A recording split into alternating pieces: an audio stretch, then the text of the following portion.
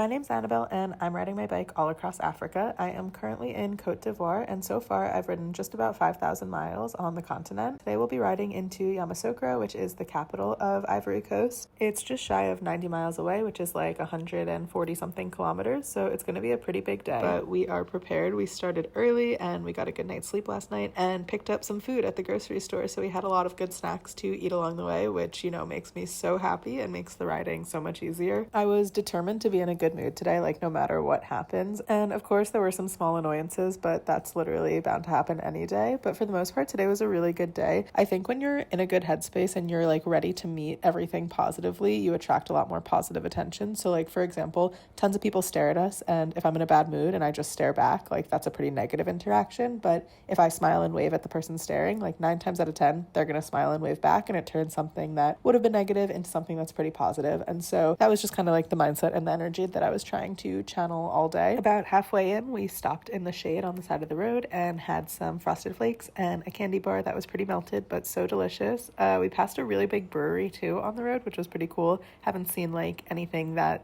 big and industrious in a really long time. We were riding on a pretty proper highway. It was like a toll road, and anytime we had to pass through one of the toll booths, I was a little nervous that they were going to tell us that we weren't allowed to ride on the highway, but it was totally fine. No one ever said anything. There were tons of buses and trucks today, and something that's kind of interesting is that a lot of the buses are old vehicles from China, and so a lot of the LED screens at the front of the buses had different Chinese cities in them. So a lot of the buses said they were going to Guangzhou and like other Chinese cities. Also, this is pretty gross, but a lot of the cars emit just like the worst black smoke you've ever seen, and it like smells so bad, and usually I can try to maneuver around it or hold my breath or like slow my speed enough to let them get past me pretty quickly. But today there was one that was unavoidable, and it had so much black smoke coming out of it, and when I went through it afterwards, my entire shirt was like covered in a layer of black dust, and it was so gross and makes me sad to think about all of that going into my lungs. But probably the craziest thing that happened today was Alex was going over a speed bump and his phone popped out of the bag that he keeps it in, and we didn't notice, and a little while later a police officer flagged us down, and I was a bit nervous because usually we don't get stopped by police officers unless it's at like these official checkpoints and stops, and so I was like wondering what he could want, and he came up to us, put on his cap, and like gave Alex his phone back. We didn't even know it was missing, and